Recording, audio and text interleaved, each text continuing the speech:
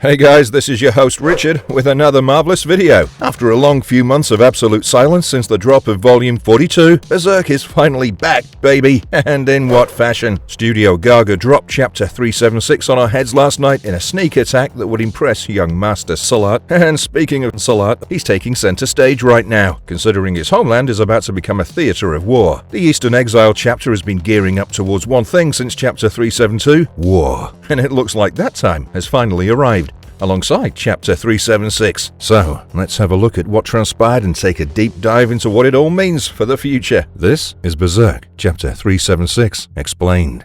Guts is back. Well, sort of. The Chained Black Beast. Chapter 376 opens up with a beautiful colored spread showcasing the Kushan skyline, and a forlorn-looking Guts overseeing it. A massive domed fortress sits at the top of a small hill, crowned by 4 minarets that likely serve as guard towers. Guts has Puck on his right shoulder, and his gaze is focused on the western seas, which is appropriate considering what we learn at the end of the chapter. The opening, however, takes place within the astral world, as we can clearly see the luminescent outlines of Odd gushing toward a single point. Guts is caught up in these waves somehow, and is being swept away towards the eye of the maelstrom. His soul almost gets caught up in that ethereal whirlpool until a familiar face shows up to bail him out. Schierke manifests from nothingness, reaches out to Guts, and pulls him away from the maelstrom by his finger. This wakes the swordsman up, and he wonders what that was for a moment before seemingly drifting back into sleep. As the scene zooms out, we see Guts sitting in a prison cell, relieved of all his weapons, one arm chained to the wall. We see a brief glimpse of what look like stars, and then we see him lean forward a little bit as the scene changes. So, what does this all mean? Was he dreaming? Was Guts just imagining being saved by a friend, as his heart violently struggled to keep itself distanced from violence? Well, we don't think it's a coincidence that we saw a shot of the stars in the middle of this dreamlike sequence, and a development later on in the chapter confirms this theory. After Guts, the chapter shifts its focus to the companion that saved him from the maelstrom. Turns out, Schierke is still in the trance she entered all the way back in chapter 374, and this is a problem because the sun came up ages ago in Kushan land, and that should have technically broken her spell. Ivalera believes that Schierke has bungled the ritual and lost herself in the dragon path because there is precedence for it. In chapter 214, we saw Schierke get swept up in a ritual to summon and channel a water spirit, using her own body as a medium. It nearly destroyed the village she'd been sent out to protect, and Ivalera and Farnese only just managed to bring her back. But this ritual is a far more complex one than spirit possession, and 3 taps of a magic wand aren't likely to bring her out of it. Yet, there are things that our protagonists haven't taken into consideration yet, like the fact that time difference is a thing in this world. Guts' party is currently in the east, where it's morning, but Schierke has gone to the west, where it'll be nighttime considering how physics works. And the fact that she's still in this state is what leads us to believe that Guts wasn't exactly having a dream. His ethereal body was losing itself to some sort of abyssal vortex, and Schierke pulled him out of it because she was in the dragon path anyway. How exactly he ended up there is a big mystery, considering the only way that can happen is if he knows how to project his soul into the ether, or he used some powerful magical artifact. Is it possible that this is an after effect of him overusing the Berserker armor? Could be. Zod did once claim that Guts would follow the same path into hell as Skull Knight, and you guys already know that is from our Skull Knight anatomy video. The important thing is, whatever it was, he's out of it now. Yeah, he's in chains, but he'll understand better than anyone else why that is the case. This won't be the first time Guts has woken up in a jail cell. Him waking up without losing his mind to the Beast of Darkness or his soul to that torrent, which could have also been Griffith, mind you, is a massive dub as it is. The bigger question now becomes what'll happen to Schierke and the rest, because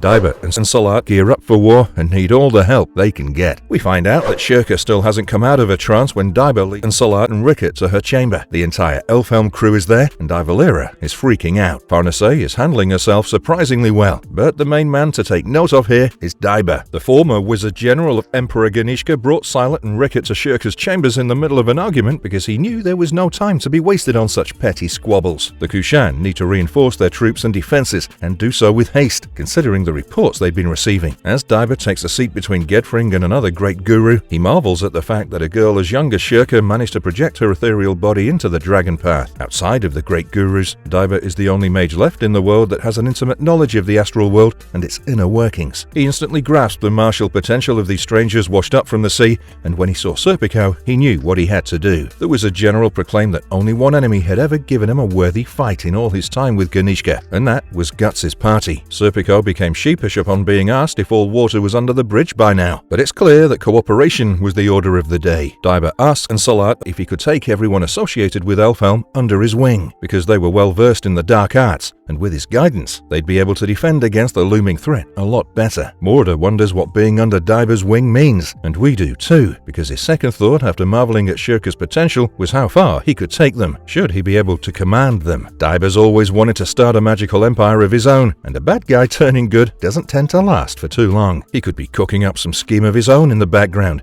but if he isn't, then his dream should be partially fulfilled with the Elfhelm mages, because Gedfring alone could give Diber enough conversation to last them both a century. And there's another reason to think that betrayal might not be on Diver's mind, which is his recognition that what Griffith is doing goes against the basic laws of nature itself, something he seems unwilling to cross, despite his own great power. Diber and Salat are fully cooperating on the matter of their homeland's defense, and have divided it into two broad categories clearly. Diver's going to see to it that Griffith's war demons don't spring any magical traps on them, while Salat armies do the bulk of the actual fighting. Speaking of Salat, the Bakiraka prince seemed rather unwilling to discuss any sort of strategy with his new companions, and even an old one at the start of the chapter. But by its end, practicality prevailed, and he revealed his true intentions with Guts' party. After we left Guts in his cell, we caught up with Rickert and Salat, the former urging the latter to let Guts out of his cage. Salat flat out refused, because 1, they know Guts' berserker reputation, and 2, he's personally taken 2 L's to the guy. He wasn't about to let a man that endangers himself loose around the people he wanted to protect. And to that end, he also didn't trust the rest of Guts' party, considering they were all Westerners to him, and the threat that now loomed over his homeland also came from the west. When Salat entered Schierke's chamber, he initially called the story of Elfhelm's destruction a sorry fairy tale. His Tapasa had to call him out for his tone to soften. Salat apologized by acknowledging that he too knows what it feels like to lose a home. He briefly commented on Schierke's ability to rein in Guts and then made to leave, but Roderick followed him outside. He asked what was to become of him and his weary traveling companions, and was told they're travelers no longer. Salat said in plain terms that the Seahorse's occupants were now refugees in Kushan lands, and as custom dictates, they're supposed to be drafted into their military. Roderick was a bit shocked by all this new information, but Diber stepped in and told Salat to speak plainly. The old wizard could appreciate Salat tight lips on matters of state, but this was a unique situation. The Kshatriya of Durga showing up at the doorstep changed everything, and given that his new charges were all mages, Diber knew there was no point in hiding the truth. So he told Salat to speak it as well, saying that the twisting of reason took many moons for things to reach this point, and as humans who had contended with demons as well, Roderick and the rest had a right to know what was going on. Salat laid it on them plainly. He was gathering men and arms to go to war with Falconia and the Falcon of Light. He informed Farnese, Serpico, Isidro, Roderick and other important members of the Seahorse's crew that Griffith's vanguard had been spotted at the western border of the Kushan Empire, which could only mean one thing. His reason for fighting the Falcon was simple. Salat knew what Griffith was by nature. He knew that he now possessed the power to change the fundamental principles of the world, and yet he chose to establish an empire and expand its borders like a mortal conqueror. Call him moralistic, because even though he doesn't say it out loud, you can tell Salat is pissed that Griffith isn't using his powers to make the world a better place. But he's also aware of the reason his people are being targeted, and so he wants to get a jump on the enemy. The chapter ends with Salat declaring that the Kushan Empire will move to attack the Falcon of Light, but it's the person whose face it ends on that makes us intrigued for what's next.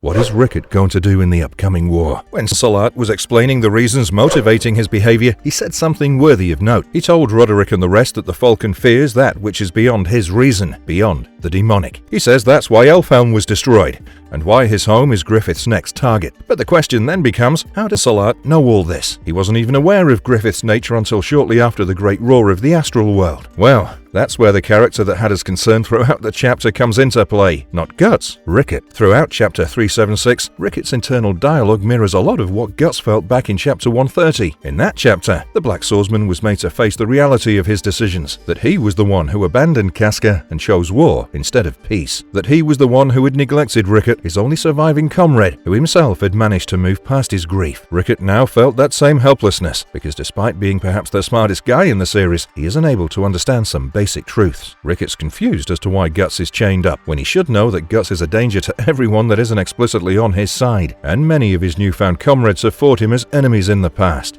He also realizes that Guts' new companions have done everything in their power, including falling into a magical coma to help him on his quest, while he decided to stay back with Erica and go to Falconia, of all places. Rickert wanted to join Guts on his journey, but it was denied because Guts rightly judged that he hadn't the stomach for it. But now that he's fought and defeated an apostle, things are different. Rickert knows he can be helpful, so it frustrates him to no end that he's delegated to the sidelines. He's also becoming aware of just how much he isn't up to speed on, because he doesn't know Guts and Diber fought at Vritannis Bay. He was shocked to learn that, almost as much as he was shocked to realize that Griffith somehow got to Casca again. As Roderick and Silet were having their conversation, Rickert tried to talk to Puck, who didn't recognize him. Now, this could be nothing, considering Puck forgets people's faces if he doesn't see them every day, but Puck has met Rickert before. In fact, the last time they met, he recalled who Ricky was, and even brought up his fear of elves, which is something he learnt upon the very first encounter all those years ago. When Guts was taken off the seahorse in Chapter 375, there was a brief moment when Puck and Rickert locked eyes, and we told you it'd be significant then. Now, we're telling you outright, the elf knows something, and he's hiding it. It would make sense for Puck to forget Rickert considering his usual nature, but the way Studio Gaga has drawn his eyes for the past few chapters tells us there's more to it. What that more is? Well, we'll find out as the series progresses. But let's go back to Rickert's dilemma. He tries asking Puck questions, because Puck is the only one he knows out of Guts' new group. He wants to know where Casca was, and what exactly happened before they met, but he can tell by Isidro's expressions that's not something they want to get into. Rickert realizes that Griffith must be involved somehow, but he doesn't quite get the reason. He questions how the Falcon accomplished it, and why he did it, but not in the sense of, oh, what does Griffith have to kidnap Casca for? Rickert knows everything that happened at the eclipse, of course, but he doesn't know that Griffith merged with Casca's demon child when he was incarnated, so he needs her around to cover all his bases. But it was because of Rickert that the Kushan were emboldened to fight the Falcons, so Salat was able to put two and two together and realize why Rickert was able to slap Griffith back in Falconia. The Falcon has dominion over all that is demonic and evil. His reason is the gospel of fear, and he preaches it by having his people believe that no one besides him can deliver them salvation. But those who don't harbor such fear or evil in their hearts, those who don't follow this reason, are free to oppose him and affect his very being. This is why he went after Flora, then Elfhelm, and is now headed towards the Kushan. The final panel of Chapter 376 shows Rickert staring at Salat as he declares war against Falconia, and his expression is a mix of concern and dismay. He feels like he hasn't done enough to help his friends out in a time of need, and observing what he does to change that will be crucial. Like we've said for a long time at this channel, Rickert is one of the most important chess pieces in the game of causality. Salat's interpretation of Griffith's nature is largely down to him. As the Eastern Exile chapter unfolds, we'll learn more about how Rickert has helped the Kushans come up with a counter-strategy for Griffith, because so far they've hidden more than they've revealed, and the alliance has only just been formalized. With Griffith's forces knocking on the western border of Falconia, the end of Berserk can't be too far away. We just hope you're willing to stay with us on the ride.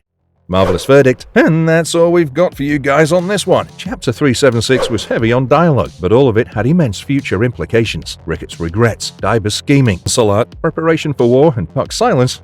All of those things are gonna make sense when Chapter 377 drops, which should be sometime in the next couple of months, considering that's how the release schedule played out last year. But one thing that's clear to us is that Berserk is finally entering its end game, because all the players are now in the camps they need to be in. Diber even pointed out what we've been saying for months now. In this chapter, he asked, what would one call finding so many who were willing and able to contend with demons in one place but good fortune? The gears of war are turning, and soon we'll see what kind of motion they bring to the Berserkverse. But that's enough from us. We want to see what kind of motion you guys make. Hit that like button and share this video with your fellow Berserk fans. Drop your thoughts on Chapter 376 in the comments, and don't forget to subscribe for more Berserk content. And until next time, don't forget, keep struggling, strugglers.